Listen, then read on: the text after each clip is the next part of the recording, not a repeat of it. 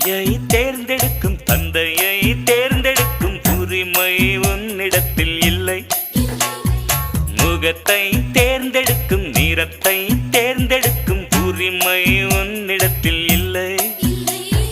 பிறப்பை தேர்ந்தெடுக்கும் இறப்பை தேர்ந்தெடுக்கும் உரிமை உன்னிடத்தில் இல்லை. இல்லை எண்ணி பார்க்கும் வேளையிலே உன் வாழ்க்கை மட்டும் உந்தன் கையில் உண்டு. அதை வென்று எடு. கிக்கு ஏறுதே,